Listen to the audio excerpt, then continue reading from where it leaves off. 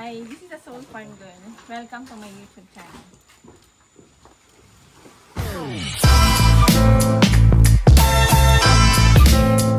Audio Jungle.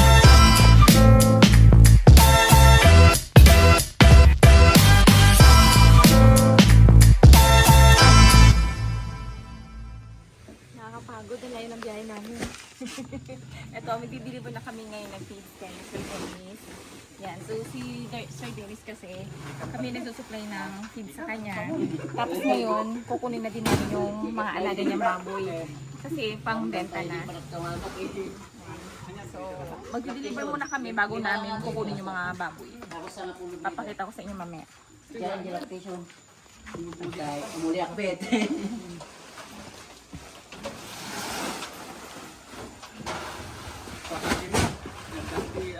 Parang palakot yung bago niya ni Kapitan. Mano? Adi lang ta. Kaya yun nga, lagi ko sinasabi sa inyo, kung paulit-ulit ko po sinasabi, pero para maintindihan po ninyo, yun, so explain ko po ulit, na kapag, kunyari, may alaga na po akong mga biik na ibibenta po sa inyo, syempre, ano po yun, cash to cash po tayo, bibili nyo sa akin yung biik na cash din, yan, so mag-update pa po sa inyo kung kailan ako mag-release ng mga biik namin, ano, and then pag wala pa naman ako na-supply sa inyo ng biik, syempre, bibili kayo or may sarili po kayong alagang inahin na yun ang inalagaan ninyo hanggang fattening. Yan, so pwede po ako mag-supply sa inyo ng feeds. Cash to cash basis po tayo or cash on delivery. Yun, so pwede pong ganun. Basta hindi po ako nagpapautang, promise, hindi na ako nagpapautang. Yan, so kung sa akin po kayo kukuha na feeds, yan, so distributor po kasi ako ng feeds ngayon, kaya kumuha na kayo sa akin para may other option naman kayo, di ba? Kasi kung kunyari sa backyard po kayo, kung sino lang po yung lumapit sa inyo na buyer, yan kung magkano lang yung sinabi niyang presyo, so yun na yun, wala na kayong ibang option, di ba? Dahil hindi nyo alam kung magkano yung running price sa market. Kasi sa amin, nalalaman po namin kung magkano yung running price. Like for example, bigyan ko po kayo ng kunyari sa market, 170. Ayun, so 170 sa market. So, ganun din po yung kuha namin sa mga backyard. Ayan. So, hindi naman po kami nang babarat ng mga alaga ninyong baboy dahil alam ko naman na mahirap po talaga mag-alaga ng baboy, lalo na ngayon, tumaas din ang presyo ng feeds, diba? Kaya hindi pa ako barat na bibili ng mga baboy ninyo. Yun. So, yun lang po yung maitutulong ko sa inyo kasi pag yung mga ibang ahente, syempre, babaratin nila yung alaga ninyo kasi hindi nyo alam kung magkano yung running price, diba? Wala kasi kayong idea kung magkano yung running price, kaya ako po yung mag-update sa inyo. Basta sa akin po kayo magte-text, sa akin kayo magme-message, wala nang iba. Dahil ako po yung tatawag sa inyo. Basta ibigay nyo lang po yung number ninyo, full name, yan. So ako yung tatawag mismo sa inyo. Pag ibang tao yung katransact ninyo, wag po kayong makipag-transact doon. Baka ma-scam kayo, kawawa naman po kayo at sayang ang pera ninyo. Yan, so ganun po.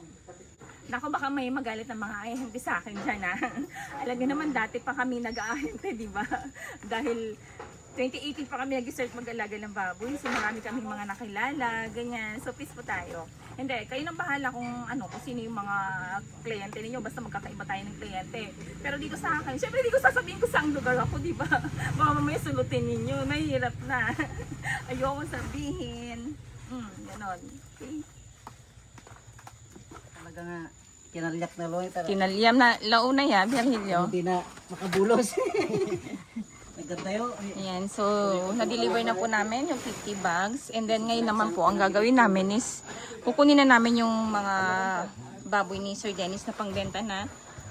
Ayan, so ginabi na kami, oh. Ayan, late namin kasi kami umalis sa farm, eh. Alam nyo naman, dami pang ginawa. Ito pala yung puno niya. Ay, oo, ang lago, no? Shade siya, malaking shade. Yan yung gusto ko, na itanim. Anong tawag dyan? Alukon. Alukon. Alukon ba yan? Meron po talaga eh. Alukon. Maganda shade niya. So nga katantay. Ayan, oh. Yes, yes, yes. Batog na titingan na tanong na nipi. Okay na, kompleto na. Isang deliver po namin kay Sir Dennis, laging 50 bags. Para syempre hindi sayang yung biyahe, di ba? Tayo lang sir. Kung kasi magpapadeliver kayo, 20 bags or 10 bags lang, grabe naman. Yung tracking, Buti sana kung may kasabayan po kayo. Tsaka kung malayo yung lugar ninyo, hindi po namin talaga madi-deliver yan. Oh, okay? Naintindihan nyo na. Yun, so, message lang po kayo or mag-comment kayo sa video na to. Ang ganda ng lugar nila, Sir Dennis, no? Ito yung gusto kong lugar eh. Alam mo yun, tahimik. Tapos malapit ka sa nature. Ganyan. Kasi nature lover ako. Gusto ko marami ako nakikitang mga puno, mga green. Sa paligid, ayan. Ang ganda tingnan. Siyempre, di ko sasabihin ko saan to, no? Baka may puntahan nyo pa, tapos sulutin nyo pa ako. Kunin nyo po yung mga customer ko. Sorry, hindi ko babanggitin kung saang lugar ito. Ayan, so, mamaya kasi kukunin namin yung baboy ni Sir Dennis. Ano, baka gagabihin na kami. Ayan, dahil anong oras na kami nakarating dito, 6:00 na. Ayan, so medyo malayo yung biyahe. Grabe, hindi naman ako nakatulog sa truck. Wala namang aircon, mainit. Pero okay lang. Ayun, so sanay naman ako dun eh. Kasi yun naman po yung lagi naming gamit na truck. Sira kasi yung aircon. Ayan, so ang ganda lang. Wala lang, pinakita ko lang sa inyo. Napaka peaceful yung lugar nila, di ba? Ang ganda. Mister yung ating nagagamit kasi. Ay, Mr. Yang. Tutot na dito. Ay. So, nabar- Ay, Gaganda, oh. Yan. so, natin. May putot ng gabi. Nabarbol. Ay, pinanagana ko kung may panlagan yung Sir Misterio ka. Isa natahan.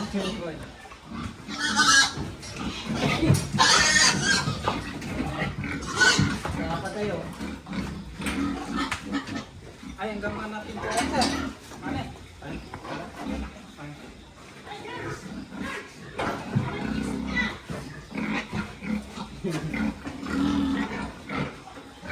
Eh! Ang utang na dati ba ni putot talaga ito. Ay, sa atin ito, yung karga. Ang utang niya. Ay, may mayan. Atin eh, patlo. Babae yan. Babae po. Lumalaki na yung hari yun. Iskal ka naman pagpasti may ano. Kaso lang, may bugkol siya, inborn. Ayun. Ano, inborn siya. Ano yun? May book. Oops.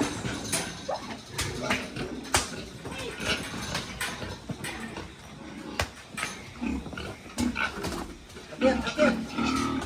Akyat. Panglimatis eh. Okay, sige, sige, pantay.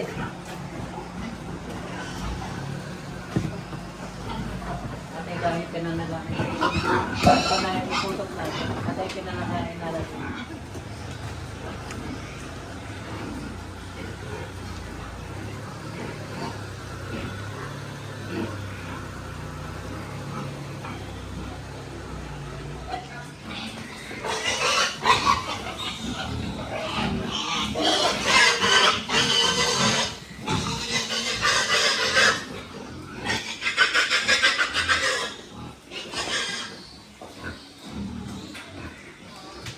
Sa mga hindi pa nakapag-subscribe, please subscribe and click the notification bell para lagi kayo updated sa mga bagong video. Happy farming everyone! Kain na tayo.